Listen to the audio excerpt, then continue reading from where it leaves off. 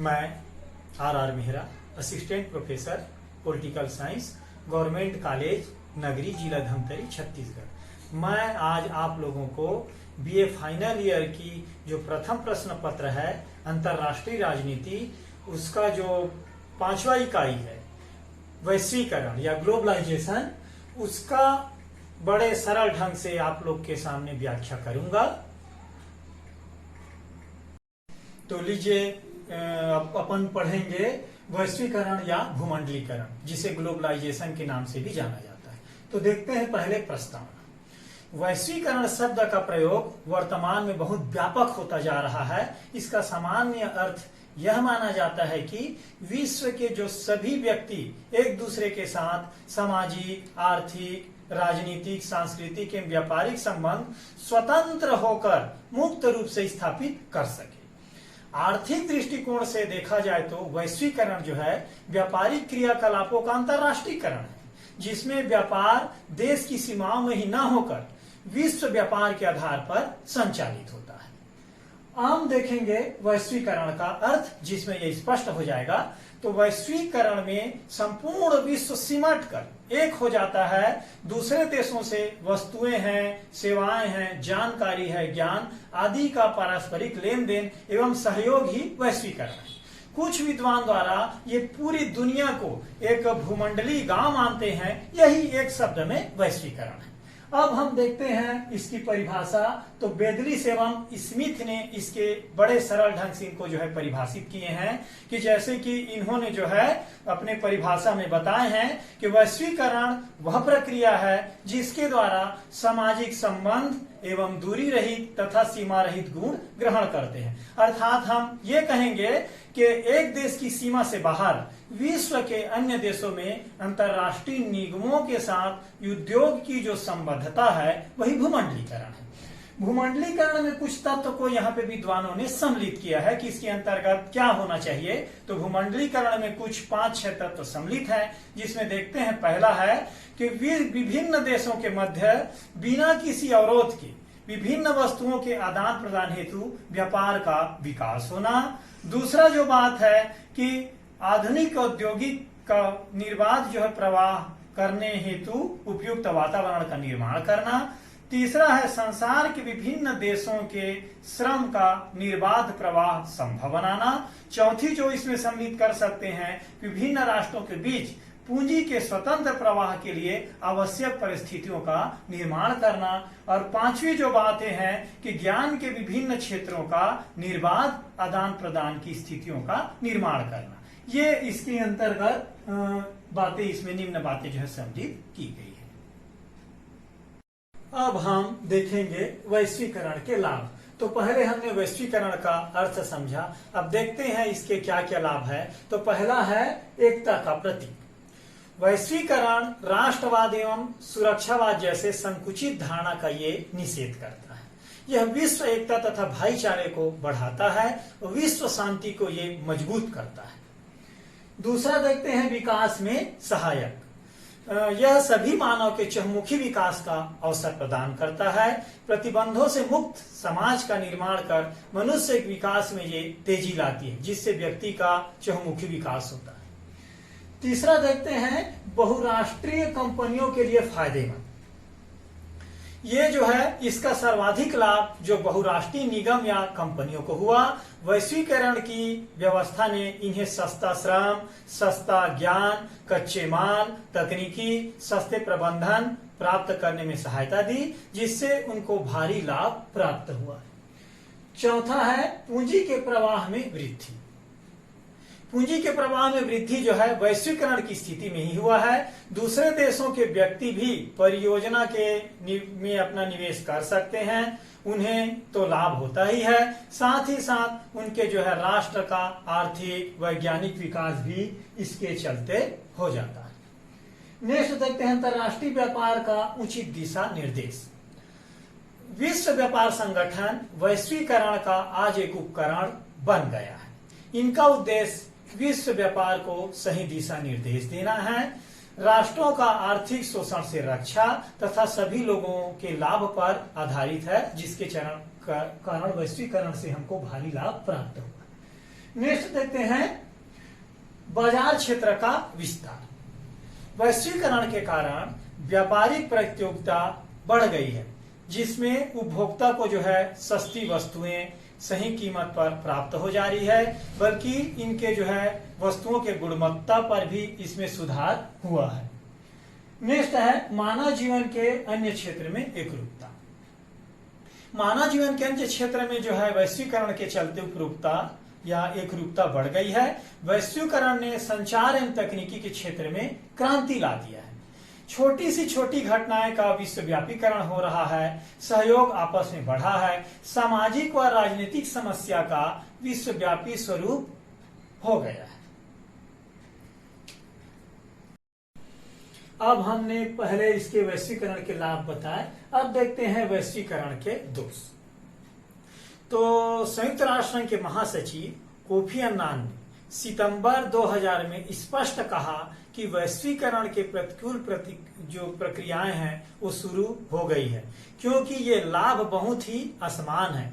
वैश्विक बाजार सहभागी सामाजिक लक्ष्यों पर आधारित नहीं है, तो इस प्रकार से यहाँ पे उनके हानि प्रारंभ होने शुरू हो गए। तो देखते हैं वैश्वीकरण के क्या क्या दोष हैं। तो पहले देखते हैं प्रजातंत्र के विपरीत। वैश्वीकरण प्रजातंत्र के विपरीत है, क्योंकि दूसरे राष्ट्रों के आंतरिक मामला में हस्तक्षेप हेतु ये वित्तीय नीति का सहारा लेते हैं। यह राज्य के प्रभुसत्ता को भी प्रतिबंधित करता है। यह विशिष्ट वर्ग के हितों का संरक्षण करता है। कल्याणकारी राज्य के प्रभाव को भी ये कम कर जो बहुसंख्यक हैं उनकी ये उपेक्षा करता है। इस आधार पर प्रजातंत्र के ये विपरीत है। दूसरा देखते हैं विकासशील देशों की विचारधारा। जो वैश्वीकरण है ये विकासशील देशों की विचारधारा है। ये उन देशों की विचारधारा है जो पूंजीवादी देशों के सरकार एवं पूंजीपतियों द्वारा अपने हित हेतु बनाई गई विचारधारा है। गरीब राष्ट्र इन बहुराष्ट्रीय जो कंपनी है या निगम के सामने प्रतिस्पर्धा नहीं कर पाएंगे और इस प्रकार से उनको हानि होगी। तीसरा देखते हैं उत्पादकता एवं निवेश में गिरावट। वैश्वीकरण से विश्व के आर्थिक आंकड़े स्पष्ट कर रहे हैं कि देशों में उत्पादकता की देशों में जो पूंजी निवेश की दरें हैं उसमें जो है गिरावट आ रही है। इससे जो है विकासशील देश को ज्यादा जो है प्रभावित हुए हैं, क्योंकि उनको जो है वित्तीय प्रवाह की नई व्यवस्था में उनके ब्याज दरों को बढ़ा दिया है। चौथा देखते हैं आय की असमानता। वैश्वीकरण के एक बहुत बड़े दोष कह सकते हैं कि इसमें जो है जो बड़ी कंपनियों की आमदनी एवं बाजार मूल्य में जो बढ़ा है, क्योंकि 1960 की तुलना में अमीरी एवं गरीबी देशों की जो आमदनी है वो 30:1 थी, जो 1995 में बढ़कर 82:1 हो गई है। अमीर देश 3 गुना अधिक अमीर हो गए हैं और तृतीय विश्व में अभी भी देखा जाए तो गरीबी, बेरोजगारी, भूखमरी बढ़ रही है और इस प्रकार से ये आय की असमानता एक बहुत बड़ी वैश्वीकरण के दोष है। नेक्स्ट देखते हैं तृतीय विश्व की अर्थव्यवस्था को खतरा। वैश्वीकरण के चलते विश्व व्यापार जो संगठन, न्यू गेट, नाफ्टा आदि समझौते ने विशिष्ट वर्गों के हितों को ही महत्व दिया है, जिससे तृतीय विश्व जो है वित्तीय संकट से गुजर रहे हैं, जिसके यहाँ जो है जन असंतोष बढ़ रहे हैं। यहाँ की गरीबी है वो अपनी चरम सीमा पर पहुंच गई है और इस प्रकार से इनको बहुत ज्यादा हानि हो रही है। नेक्स्ट देखते हैं बहुराष्ट्रीय कंपनियों की अनुत्तरदायी भूमिका। जो बड़ी बड़ी कंपनी है, निगम है, ये वैश्वीकरण का सहारा लेकर ये कंपनियां अपनी स्थिति को काफी मजबूत कर लिए हैं। इनका आचरण जो है गैर जिम्मेदाराना हो गया है। इन्हें केवल अपने हितों की ही सुरक्षा है। जो विकासशील या तृतीय विश्व के जो गरीब राष्ट्र हैं उनको इनसे जो है कोई लेना देना नहीं है। नेक्स्ट देखते हैं बेरोजगारी में वृद्धि।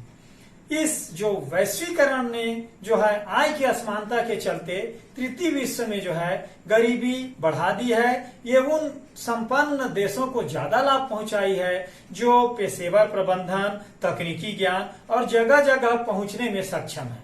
इस प्रकार से देख सकते हैं कि वैश्वीकरण के चलते जो बहुराष्ट्रीय कंपनी या बड़े देश को ही फायदा हुआ है, जो छोटे देश हैं उनको इसमें काफी हानि उठानी पड़ी। अब हम देखेंगे कि वैश्वीकरण के प्रभाव। तो आज वैश्वीकरण संयुक्त राष्ट्र की राजनीति का महत्वपूर्ण आयाम बन गया है। संयुक्त राष्ट्र संघ अंतर्राष्ट्रीय वित्तीय और व्यापारिक संस्थाओं की भूमिका में आज वृद्धि हुई है। विश्व व्यापार संगठन बाजार के क्षेत्र में आज एक पुलिसमैन की भूमिका निभा रही है, जिससे जो है विकासशील देशों की जो आर्थिक है, सामाजिक, राजनीतिक, व्यापारिक व्यवस्थाएं दबाव में आती जा रही है। बहुराष्ट्रीय निगमों की वैश्वीकरण की प्रक्रिया में खुली छूट ने इन जो निर्धन या गरीब राष्ट्रों पर न उपनिवेशिक नियंत्रण को बढ़ा दिया है। नेक्स्ट देखते हैं वैश्वीकरण और भारत। भारत सरकार 1991 में अंतर्राष्ट्रीय मुद्रा कोष तथा विश्व बैंक के दबाव में आकर वैश्वीकरण की तरफ एक कदम आगे बढ़ाया है। इनका उद्देश्य जो है मुद्रा पूर्ति की दर को कम करना तथा आयात निर्यात की नीति को उदार बनाना था। इसमें जो है कुछ मुख्य बिंदु भारत ने अपनाए हैं, उसको अपन देखेंगे। तो पहला है व्यापार नीति में उदारीकरण।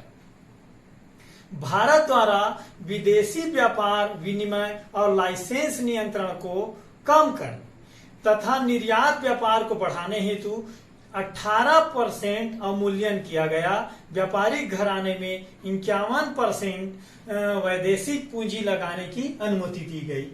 ये इस प्रकार से भारत ने वैश्वीकरण के लिए कदम बढ़ाए। दूसरा देखते हैं विदेशी विनिमय नीति में उदारीकरण। भारत के द्वारा विदेशी विनिमय को अपने ओर आकर्षित करने के लिए उच्च प्राथमिकता वाले जो 34 उद्योग में से 51% विदेशी निवेश की अनुमति दिया। 1993 से मुद्रा विनिमय अधिनियम को काफी उदार भारत ने बनाया। तो इस प्रकार से देख सकते हैं कि आज भारत में विदेशों की अनेक बहुराष्ट्रीय कंपनी अपने उद्यम लगाने में संलग्न है। एशिया में चीन के बाद भारत में ही विदेशी पूंजी लगाने का प्रयास कर रहे हैं। भारत का विदेशी विनिमय जो भंडारण है जून 1992 में जो $1.1 मिलियन था, जो आज बढ़कर $4.215 हो गया है, जो जून 2020 के आधार पर है।